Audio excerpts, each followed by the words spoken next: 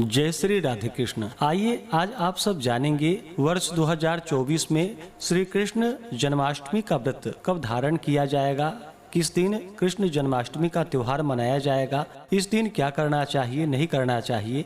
तो आइए जानते हैं इन सबों के बारे में। आप सभी भक्तों को श्री कृष्ण जन्माष्टमी की ढेर सारी शुभकामनाएं। आप सभी के जीवन में भगवान श्री कृष्ण की कृपा से आप सभी को सभी प्रकार के सुख और समृद्धि की प्राप्ति हो। भाद्रपद माह के कृष्ण पक्ष की अष्टमी तिथि के दिन श्री कृष्ण जन्माष्टमी का त्योहार मनाया जाता है। इस दिन श्री कृष्ण अवतार के उपलक्ष्य में झांकियां सजाई जाती है। भगवान श्री कृष्ण का श्रृंगार करके झूला सजाया जाता है। हर्ष उल्लास के साथ इस दिन जो कि जन्माष्टमी का त्योहार मनाया जाता है। शिव, विष्णु, ब्रह्मा, वहनी और भविष्योत्तर पुराण के अनुसार यह व्रत भाद्रपद कृष्ण अष्टमी को किया जाता है। भगवान श्री कृष्ण का जन्म भाद्रपद कृष्ण अष्टमी बुधवार को रोहिणी नक्षत्र में अर्धरात्रि के समय मथुरा के राजा कंस की जेल में वासुदेव जी की पत्नी देवी देवकी के गर्भ से 16 कलाओं से युक्त वृष के चंद्रमा में हुआ था। अतः अधिकांश उपासक उक्त बातों को अपने अपने अभिष्ट योग का ग्रहण करते हैं। शास्त्रों में इसके शुद्धा और वृद्धा दो भेद हैं।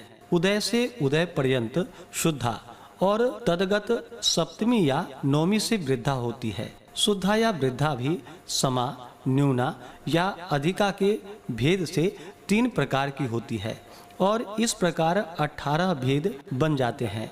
परंतु सिद्धांत स्वरूप में तत्काल व्यापनी जो कि इस व्रत को अर्धरात्रि में रहने वाली तिथि अधिक मान्य होती है। यदि वह 2 दिन हो या दोनों ही दिन न हो तो सप्तमी वृद्धा को सर्वथा त्याग करके नौमी वृद्धा का ग्रहण करना चाहिए। यह व्रत जो कि सर्वमान्य और पापघ्न व्रत जो कि सभी प्रकार के पापों को नष्ट करने वाली है तथा सभी प्रकार के सुख और समृद्धि को प्रदान करने वाली है। इस दिन बाल, कुमार, युवा और वृद्ध सभी अवस्था वाले नर नारियों के करने योग्य है। इससे पापों की निवृत्ति होती है और सुखादि की वृद्धि होती है। जो इसे नहीं करते हैं उन्हें पाप लगता है। इसमें अष्टमी के उपवास से पूजन और नवमी के तिथि में पारण से व्रत की पूर्ति होती है। व्रत करने वाले को चाहिए कि उपवास के एक दिन पहले यानी कि सप्तमी तिथि के दिन लघु भोजन करे। शुद्ध और सात्विकता का पालन करते हुए सात्विक आहार ही ग्रहण करनी चाहिए। रात्रि में जितेंद्रिय रह करके भगवान श्री कृष्ण का स्मरण करते हुए ब्रह्मचर्य का पालन करते हुए सप्तमी की रात्रि सोनी चाहिए और अगले दिन अष्टमी तिथि के दिन सुबह प्रातः स्नान आदि से नित्य कर्म से निवृत्त होकर के सूर्य, सोम, यम, काल, सिंधु, भूत, पवन, दिक्पति, भूमि, आकाश, शेखर, अमर और ब्रह्म आदि को नमस्कार करके पूर्व या उत्तर की ओर मुख करके बैठनी चाहिए। हाथ में जल, फल, कुश, फूल और गंध लेकर के व्रत का संकल्प लेना चाहिए। भगवान से प्रार्थना करनी चाहिए कि हे भगवान श्री कृष्ण, आज मैं श्री कृष्ण जन्माष्टमी का व्रत धारण करने जा रहा हूँ या करने जा रही हूँ। इस प्रकार से संकल्प ले करके ममाखिल पाप प्रशमन पूर्वक सर्वाष्ट सर्वाभिष्ट सिद्धये श्री कृष्ण जन्माष्टमी व्रतमहम करिष्ये। इस प्रकार से अपने नाम और अपने गोत्र का उच्चारण करते हुए संकल्प करना चाहिए। मध्याह्न के समय में जो कि काले तिलों के जल से स्नान करके देवकी जी के लिए सूतिका गृह नियत करे, उसे स्वच्छ और सुशोभित करके उसमें सूतिका के उपयोगी सब सामग्री यथाक्रम रखे। सामर्थ्य हो तो गाने बजाने का भी आयोजन करे। प्रसूति गृह के सुखद विभाग में सुंदर और सुकोमल बिछौना के सुदृढ़ मंच पर अक्षतादि मंडप बनवा करके उस पर शुभ कलश स्थापन करे और उसी पर सोना, चांदी, तांबा, पीतल, मणि, वृक्ष, मिट्टी या चित्र रूप की मूर्ति स्थापित करे।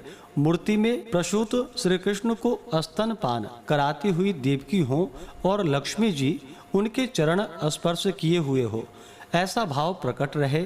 इसके बाद यथा समय भगवान के प्रकट होने की भावना करके वैदिक विधि से, पौराणिक प्रकार से अथवा अपने संप्रदाय की पद्धति से पंचोपचार, दशोपचार, षोडशोपचार या आवरण पूजा आदि में जो बन सके वही प्रीति पूर्वक करे। पूजन में देवकी, वसुदेव, वासुदेव, बलदेव, नंद, यशोदा और लक्ष्मी इन सब का क्रमशः नाम उच्चारण करते हुए जो कि पूजन करना चाहिए।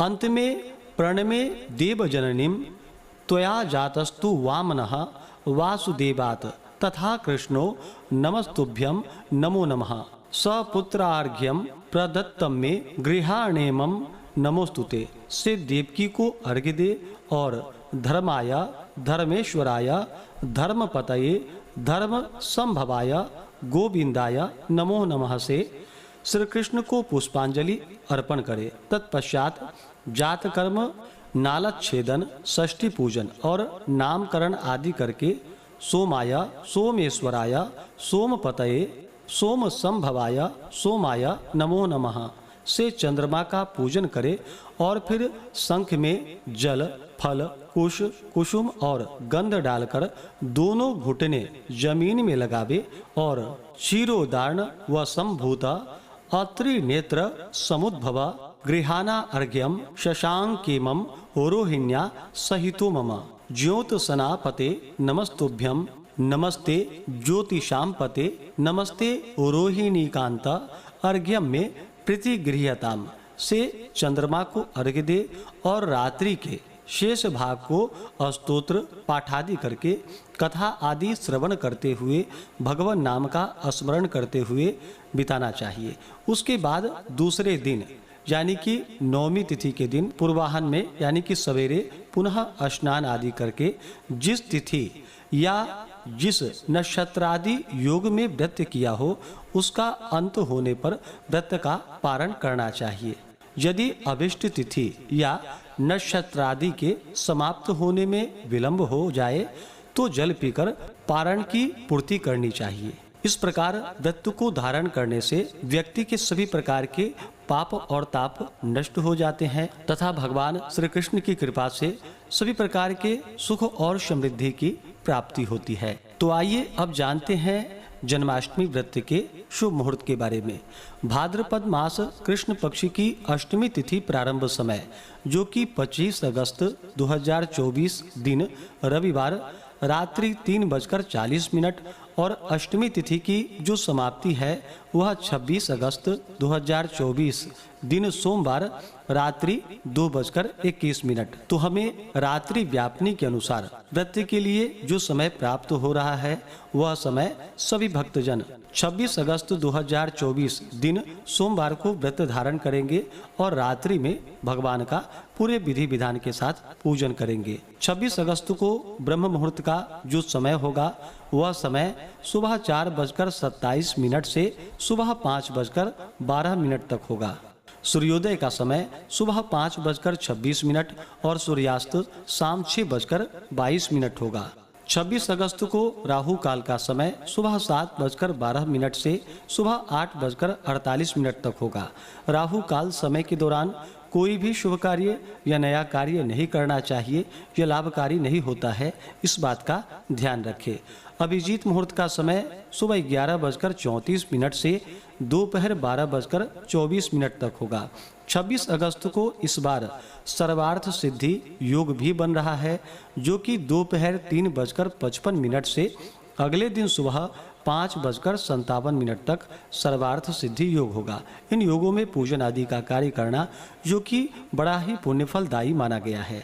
इस दिन पूजन के लिए निशिता मुहूर्त का जो समय है रात्रि में वह समय रात्रि 12:01 से रात्रि 12:45 तक होगा। नक्षत्र 26 अगस्त को जो कि कृतिका नक्षत्र होगा दोपहर 3:55 तक, उसके बाद रोहिणी नक्षत्र होगा। भगवान श्री कृष्ण का जन्म जो कि रोहिणी नक्षत्र में ही हुआ था, तो रोहिणी नक्षत्र की शुरुआत 26 अगस्त दोपहर 3:56 है।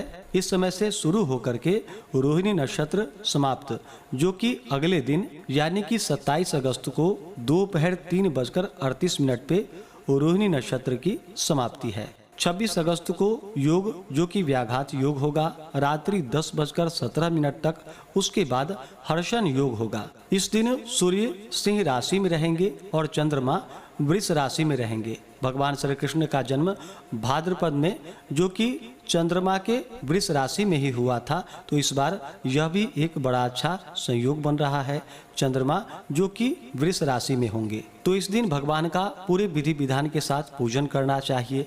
व्रती को व्रत के दौरान शुद्ध और सात्विकता का पालन करना चाहिए।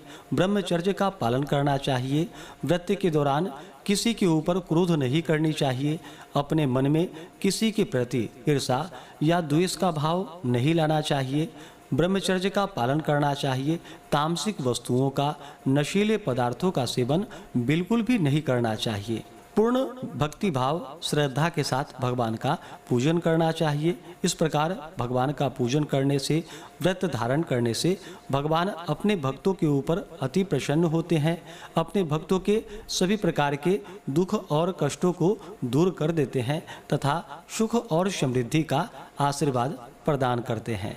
तो आशा करता हूँ कि यह जानकारी आपको अच्छा लगा हो। ऐसे ही ज्ञानवर्धक जानकारियाँ प्राप्त करते रहने के लिए, व्रत पूजा के बारे में जानने के लिए, कथा को सुनने के लिए चैनल पे अगर आप पहली बार आए हैं तो चैनल को लाल बटन दबा करके सब्सक्राइब करें।